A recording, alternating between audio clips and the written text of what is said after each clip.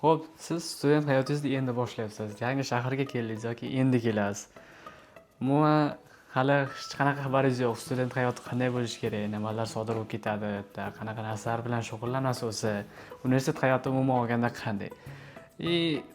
Siz shunchaki kelyapsiz. Yangi shaharda уже kirib keldingiz va ichingizda har xil hissiyotlar o'tyapti. Qanday bo'ladi, nimalar bo'ladi?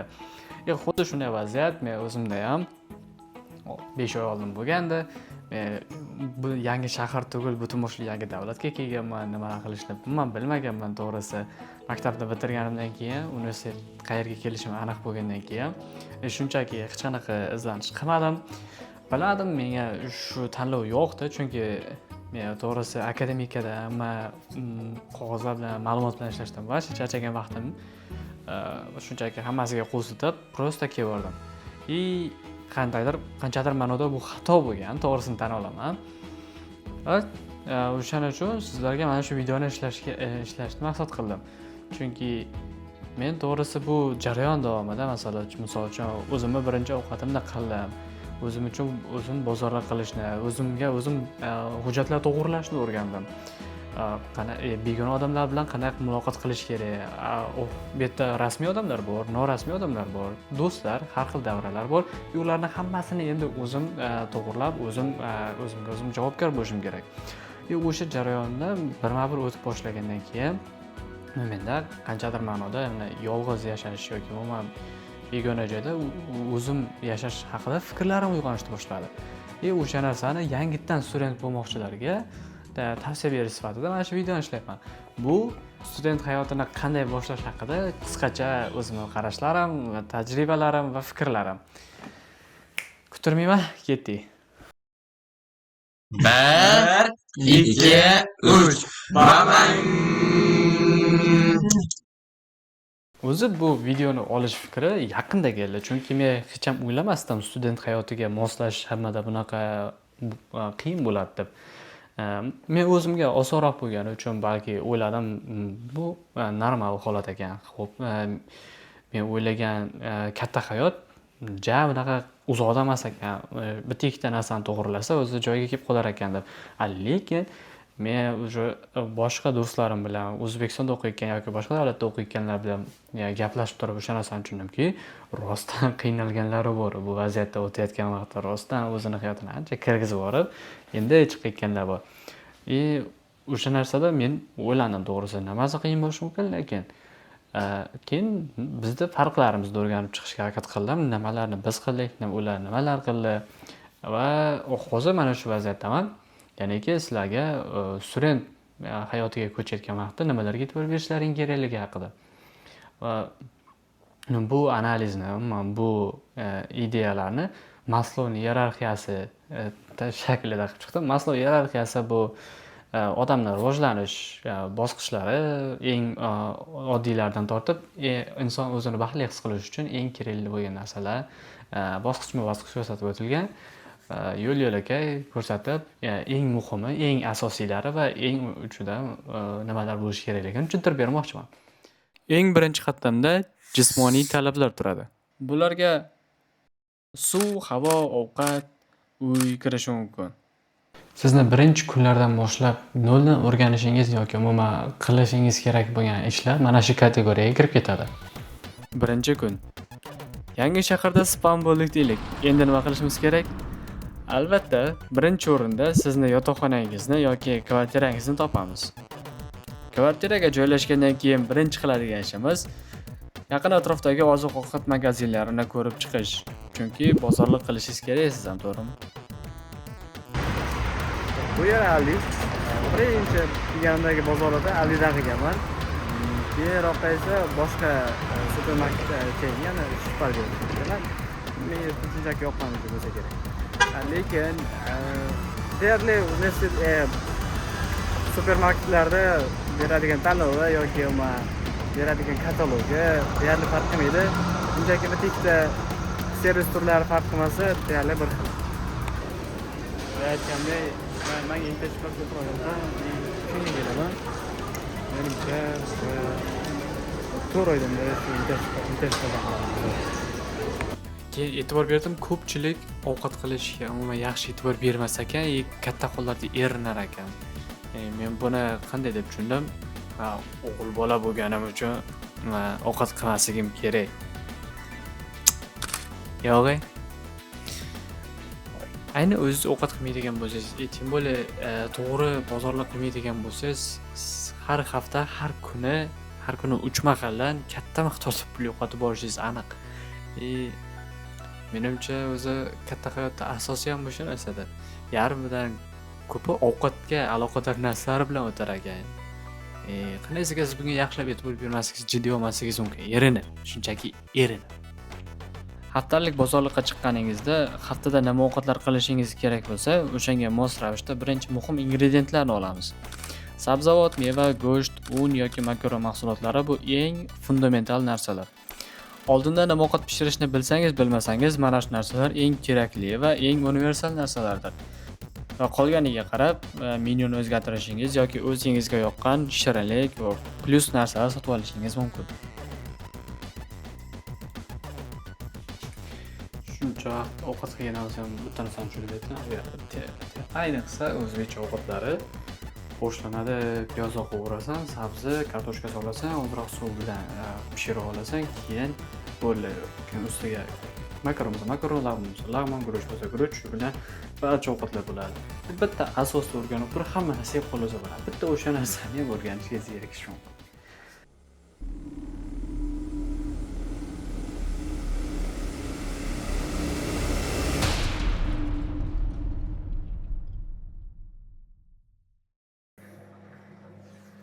Kiyim yuvish masalasi menimcha hammaga ham oson o'tmasa kerak.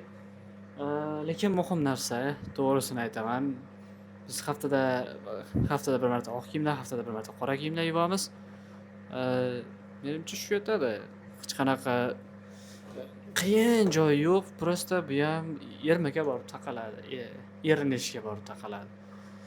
Oddiy kir yuvadigan narsa, boshqa hech qanaqa jiddiy narsasi yo'q. Dazmollab turish, shunchaki o'tirib, 1-2 marta harakatda o'rganib oladigan narsa va shungacha hammasining orqasidan erinish keladi, kechiktirish keladi. O'sha narsani yo'q qilsa, menimcha hammasi yaxshi bo'lib ketishi kerak. Joylashib olganingizdan keyin 1-2 kun o'tib, endi sekin-sekin yon-verimizga qaray boshlaymiz. Bu nafaqat xavfsizlik tomonlama, balki har narsaga oldindan tayyor turish uchun muhim narsa baribir. Keyingisi xavfsizlik. Xavfsizlikka siz o'zingizni ko'chada erkin tuta olishingiz, sog'lig'ingizda muammo bo'lmasligi va pul jihatdan ham biroz qiynalmasligingiz kirishi mumkin. 2 va 3-kun. Bu kunlarda siz asosan shaharda qanday binolar borligi, qanday servislar mavjud va transport qanday marshrutlardan tashkil topganini o'rganib chiqishingiz bilan o'tish kerak. Bular mos ravishda kasalxona, universitet, maktab, supermarket, ko'ngilochar bog'lar, sartarosh kabi servislar bo'lishi mumkin. Videoni olayotgan vaqtim bir narsa esimga tushib qoldi. Bugun men Taycard'ni olishimga borishim kerak edi. Taycard bu soliq sug'urtasi kartasi, universitet tomonidan beriladigan. Shunaqa kech berilsa ham zato berishyapti. Xullas, aytmoqchi bo'lgan narsam shunaqa administrativ tasklar ham sizga ko'p berishadi. Qog'ozli dokumentli narsalar ko'p berishadi. Faqat universitet ichida emas, umuman shahar bo'ylab ham ko'p yurishingiz va yugurishingizga to'g'ri keladi. Shuning uchun kelgandan keyin iloji boricha tezroq shaharni, umuman universitet kampuslar qayerda joylashgan, qaysi marshrutlar boradi, o'sha narsalarni tezroq o'rganib chiqqaningiz ma'qul deb o'ylayman. Men o'zim ancha ko'p qiynaldim. Hokimiyat binosini topish yoki umuman student ofisini o'zini topib borish ancha qiyin bo'ldi. Kampus o'zi butun shahar bo'ylab sochilib yotibdi. Uni ichida adashib qolish gap emas, chunki hamma begona tilda gapiradi.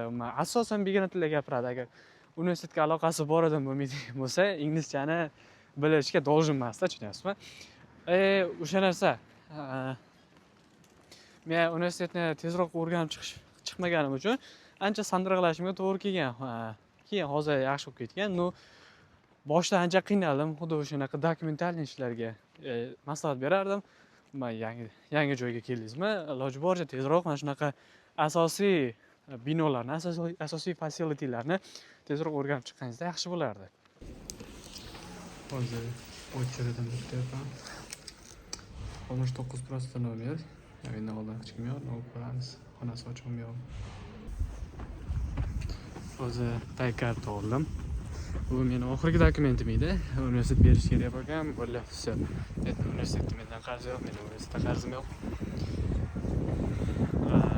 Nima qilishim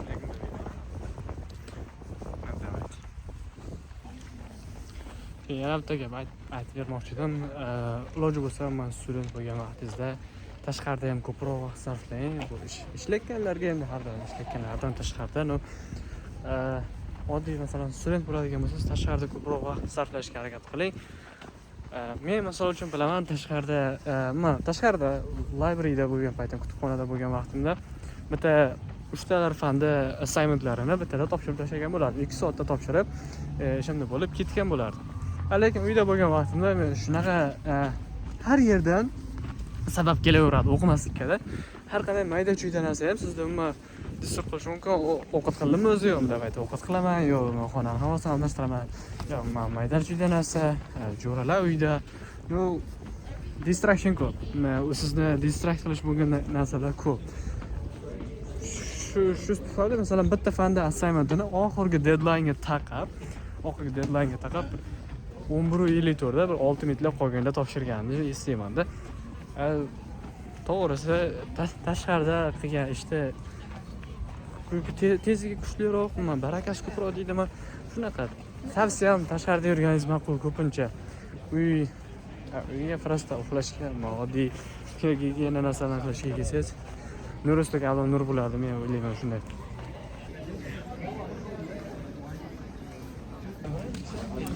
Ko'p universitetlarda reklamalarni ham ko'rasizda, mana shunaqa studentlar o'zini ishini qilyapti. Bu burchakda ikkita qiz bir nimanidir diskas qilib o'tiribdi, yana bu burchakda 3 ta bola nimanidir gaplashyapti, fan qilyapti, chill qilyapti. Bilmadim, bu prosta o'ylayman hali freshmanlar, endi freshman bo'ladigan abituriyentlar universitet haqida tushunchasi yo'q, universitet qanaqa bo'lishi kerakligi haqida, universitet qanaqa ishlashi haqida aniq bir fikri yo'q bo'lganlarga qiziq ko'rinishi mumkin, lekin bir semestr o'qing, 2 semestr o'qing, o'sha sizda qarashingiz o'zgaradi. Men bunaqa advertisementlar juda ham qiziqtirmay qo'yadi, lekin asl universitetni qanaqa o'tishini ko'rsangiz, ammo o'zini ishi bilan o'zi band, sizga birov qaramaydi, siz bilan birov ishi yo'q. Siz o'zingizga ehtiyot bo'lishingiz kerak, o'zingizga qarashingiz kerak.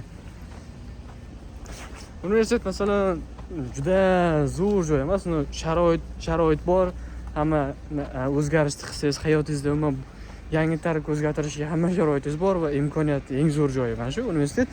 Bir tarafdan bunaqa jannat joy ham emas-da, tushunasizmi? Masalan, men kelayotganimda kutishlarim boshqacha bo'lgan. Universitet o'zi qanday bo'lishini yo bilganman, yo bilmaganman.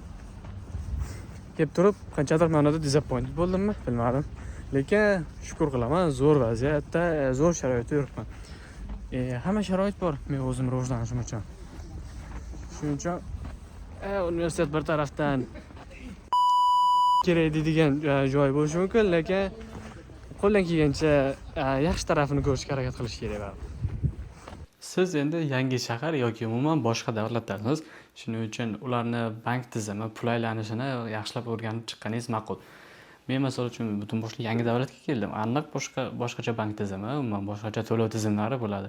Men kelganimda shuni ko'rdimki, bularda qanaqadir Simple Pay degan dastur bor. Click o'rnida, Click yoki Uzcard kompaniyalarining o'rnida Simple Pay degan sistemasi bor. Simple Payga to'g'risi aralashib o'tirganim yo'q. Men xalqaro bo'lgan Wise kompaniyasidan misol uchun akkaunt ochdim. O'shani hamma narsaga uni ishlataman.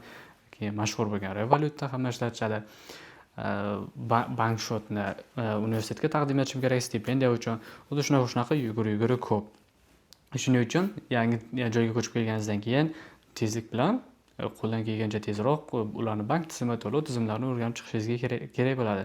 Va qo'shimchasiga misol uchun men oylik kvartira to'lovini naqdda berishim kerak. Chunki ko'pchilik uy egalari uyni ijaraga berayotgan paytda naqd to'lash kerakligini aytadi, chunki naqdda davlatdan ochish osonroq va soliqsiz qolish yaxshiroq.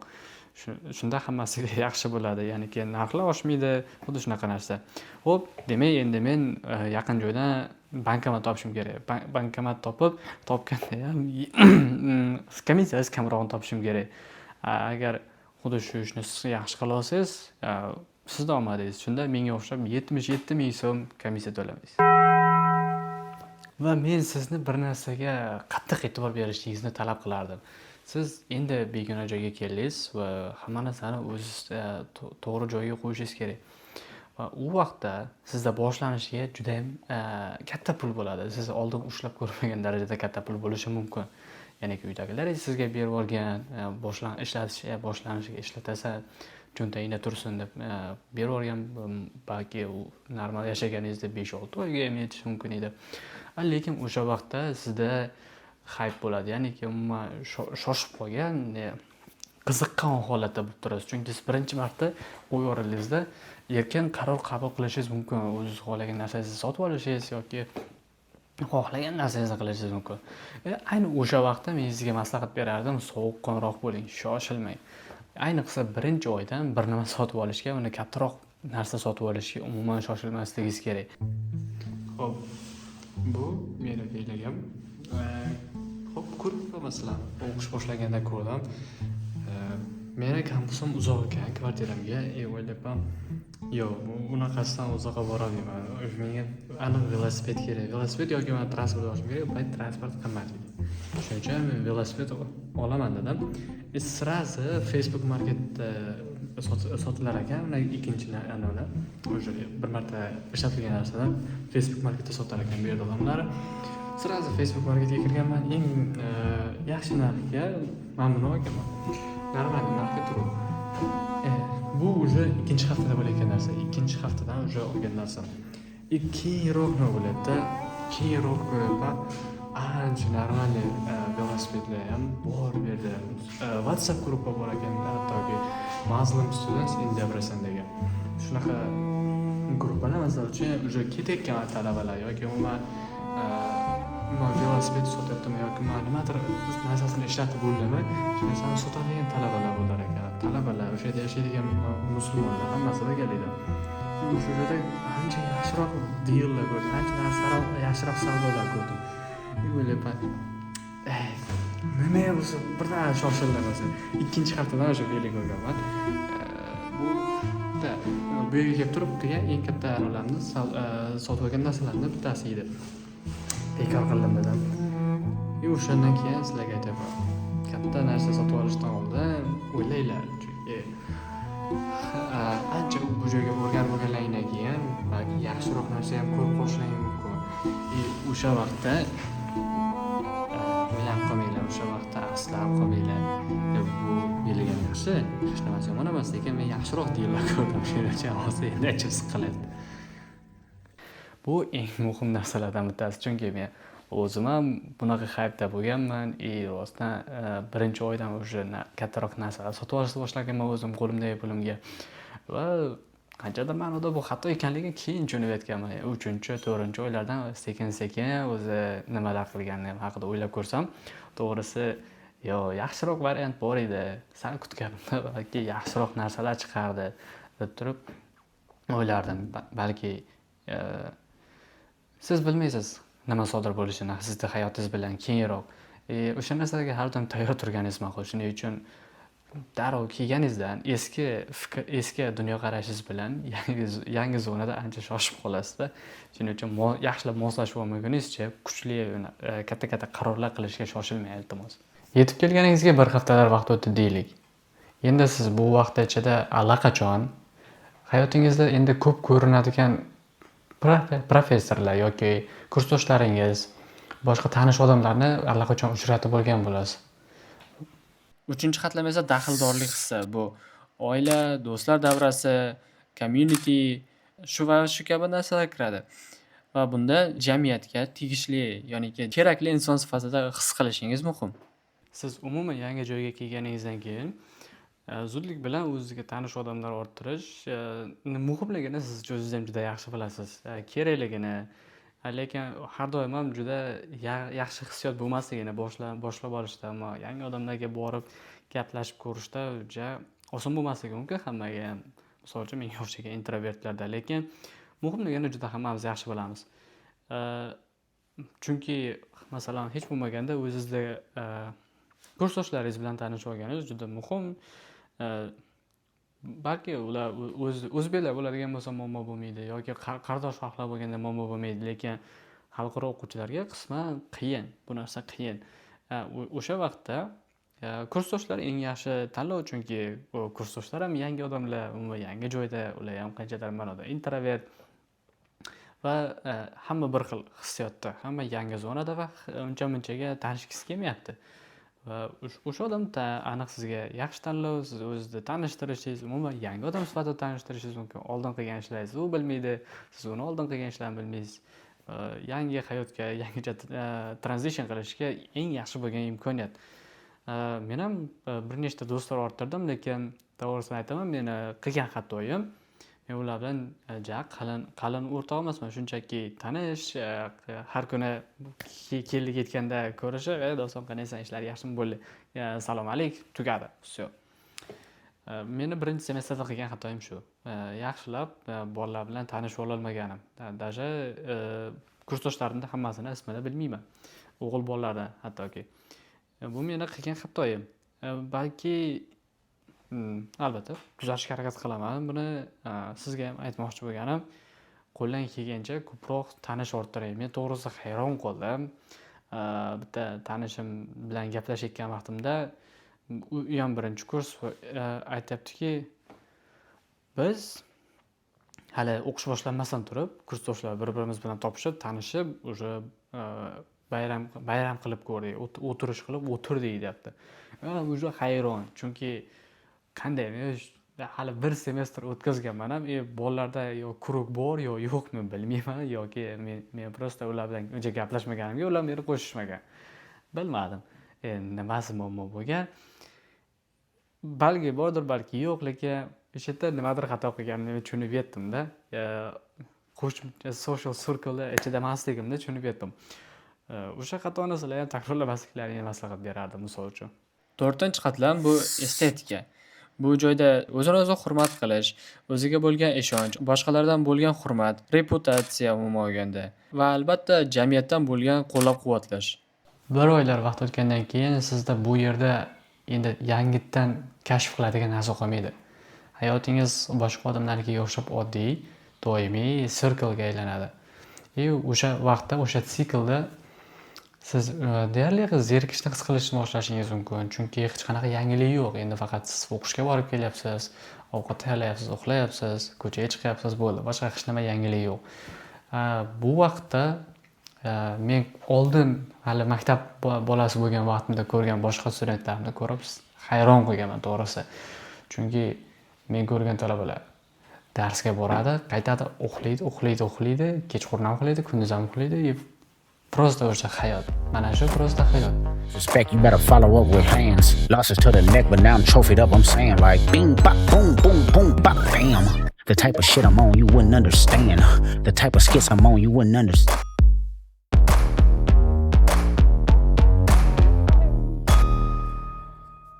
Qandaysiga bunaqa yashash mumkinligini to'g'risi tushunmadim men. Umuman o'zimda tushuna olmadim. To'g'ri, hayot oddiy, hayot zerikarli, qiladigan narsa deyarli yo'qdek ko'rinadi, lekin bu atrofingizdagilarning haqqi emas yoki umuman do'stlaringizda yoki professorni, universitetda долженлigi emas sizga nima qilishni aytish, nima qilishni tushuntirishda. Ayni mana shu nuqtada siz o'zingizni qiziqishingizni topib, o'zingiz nimaga qobiliyatingiz borligini topib, o'sha narsani qilib ko'rishingiz kerak. Xuddi men masalan hozir blog ochganimdek. Mana shu blogim meni doimiy harakatda ushlab turish kerak bo'lgan bitta narsalardan bittasi. Buni o'zimdan chiqqan g'oya, hech kim o'rgatmagan va hech kim majbur emas bu narsaga men bilan birga qo'shilishga. Bu faqat o'zimdan narsam. Bu hayotimda qiziq, mazmunli ushlab turishdan bitta narsa. O'zim bilgan narsalarni, o'zim bilgan, o'rgangan narsalarni boshqalarga ulashib borish, men ko'rgan hissiyot, tajribalarni boshqalarga ham ko'rsatib turish. Va oxirgi qadam esa bu o'zini o'zi anglab yetish, ya'ni kreativlik, shaxsiy rivojlanish, hayotdan bo'lgan maqsadini anglab yetish. To'g'risi student hayotiga o'tib kelayotgan vaqtimda men o'yladim, hayot ancha yaxshi bo'ladi, mana ijtimoiy social life juda zo'r bo'ladi. Yangi odamlar bilan tanishaman, yangicha ishlar qilaman, universitet hayoti fire bo'ladi, zo'r bo'ladi deb turdim. Keyindan keyin reality umuman boshqacha bo'lib chiqdi. Reallik umuman boshqacha bo'lib chiqdi. Keyin balki faqat meni universitetim bilandir, faqat meni fakultetim bilan shunaqadir deb turib boshqalar bilan gaplashib ko'rdim. Lekin hammamizda xuddi shunday social life, ijtimoiy hayot ancha oddiy hayot. Balki 20% odamlarga ulashsa bo'ladigan, men mana shu yerda yurdim, mana bunaqa proyektga qatnashdim, mana bunaqa odam bilan tanishdim deb ko'rsatsa bo'ladigan vaziyat. Lekin o'sha 80% el qatori oddiy hayot. Bilmadim, ko'pchilik o'sha haqida gapirmaydi. Ko'pchilik faqat internetga highlightini chiqaradi, internetga kesilgan eng zo'r joylarini chiqaradi. Va bugun men o'sha qolgan 80%ni qanday qilib to'g'ri o'tkazish, shunda siz 20%ni balki muammosiz qabul qilasiz derman. Talaba davringiz 4 yil, balki 2 yil. To'g'risini aytaman, zo'ylaganingizdan kam muddat. Keldingiz, boshladingiz, ko'ryapsiz, hali vaqt bor. Hali vaqt bor, lekin ishoning, siz o'ylaganingizdan tez o'tib ketadi vaqt. To'g'ri, vaqt ko'pdir. To'g'ri, rostakam ko'p vaqt yoki 2 yil, 2 yil ham rostakam ko'p vaqt. Lekin vaqt siz o'ylaganingizdan juda tez o'tib ketadi. Kechagina men bu yerga kelgandim. Kechagina universitetga kelgan bo'laydim. Bir semestr shunchaki o'tib ketdi. Bilmayman qanday sarf bo'lgan. Lekin shunchaki o'tib ketdi. Qo'yib, gap yo'q. O'sha narsaga e'tibor bering. Hayotingizda mazmunini hozirdan izlashni boshlashingiz kerak. Balki ertaroq boshlab aniq bitta narsada to'xtagandirsiz, lekin menga juda ko'p odamlar yozadi. Men kim bo'lishimni bilmayman, qanday bilsam bo'ladi? Men o'zim ham bilmayman qanaqa odamligimni, men kim bo'lishim kerakligini, meni shaxsiyatim kimligini men o'zim ham yaxshi bilmayman. Bu faqatgina hamma narsa bilan birma-bir ta'sirlashib ko'rganingizdan keyin bo'ladi. Ya'ni to'g'ri tushunarli qilib tushuntiray. Bu hamma narsani bitta-bittalab qilib ko'rganingizdan keyin, hamma narsani urinib ko'rganingizdan keyin aniq bo'ladi. Mana shuning uchun men hozir masalan blog qilib ko'rayotgandirman. Men ham xuddi shunaqa odamlarning ichidaman. O'zini kimligini hali yaxshi bilmaydi. O'zini kimligini, o'zini hayotini mazmunini izlayotganlardan bittasiman. Har xil narsa qilib ko'rdim shu paytgacha va o'xshagan balki YouTube bo'layotgandir, men yana ham qilib boryapman. Lekin hali bilmayman. Hayotimda oxirigacha balki mana shu blogging bilan ketamanmi yoki yo'qmi. Xuddi shunday. Har xil narsalar, har xil risklar qilib ko'ring. Risk so'zi qanaydir tochkasiga urmasligi mumkin, lekin misol uchun nimanidir yo'qotishingiz mumkin bo'lib qoladi. Vaqtingiz zoya ketgan bo'lishi mumkin, masalan, 1 yil vaqtingiz shunchaki zoya ketgan bo'lib chiqishi mumkin oxirida. Lekin nimanidir o'zidan qoniqish his qilishingiz kerak o'sha vaqt oxirida. Agar shunaqa bo'ladigan bo'lsa, rostdan bu risk olib ko'rish kerak. Agar men mana shu blog masalan 1 yil yuritib foyda ko'rmaydigan bo'lsam, oxirida meni hayotim blogging bilan emas ekan yoki meni hayotim umuman olganda internet bilan emas ekan. Hech bo'lmaganda shuni men tushunib yetdim. Meni fikrim endi aniqlashdi. Endi men aniq bitta sohaga ketishim kerak. Ya'niki internet bilan aloqasi bo'lmaydigan mexanik qobiliyatga, mexanik skillga aloqador narsadan qilishim kerak. Men tushunib yetdim o'sha narsani. 1 yil ketgan bo'lsa ham, 2 yil ketgan bo'lsa ham men roziman, chunki men hayotimni aniqlashtiryapman. Xuddi o'sha narsa sizga ham muhim. Talaba paytingizda risk qilib ko'ring. Vaqtingiz, pulingiz, sog'lig'ingiz, barcha narsa riskda bo'lishi mumkin, lekin o'zingizni topish mumkin bo'lsa, o'zingizni topishingizga harakat qiladigan bo'lsangiz, o'sha yo'l orqali qilishingiz kerak. Xuddi mana shu narsa sizda ham, menda ham bo'layotgan narsa. Mana shu hammasi men sizga aytmoqchi bo'lgan narsalar edi. Keyingi videolarda ko'rishguncha. Ciao. Ertasi yo'q bu yo'llar, ertasi yo'q bu mahalla, bitta ishlatmaydi kallar. Ertasi yo'q bu Xo'sh. Просто klassik talabani o'zini ko'rsatib kerak. Ya klasslarimiz bugün kiraydı. Boru uçup gelip yapmaydı. Evet, bitta uchish uchun gaplashish, qanday ishlayotganimizni, ish bormi, turmush ishlayapmizmi, Ya mana shu yakında ben lekin Fanyamaydan keyin ham o'zi offer qilmasa olmadim mana. Nima ham qilarding bog'lanib kasal qiladi bular sog'lanib orzu qilib yashab uzolani ertasi yo'q bu bollani nima ham qilarding bog'lanib kasal qiladi bular sog'lanib orzu qilib yashab uzolani what's up what's up what's up ertasi yo'q bu yo'llar ertasi yo'q bu mahallani bitta ishlatmaydi kallani ertasi yo'q bu bollani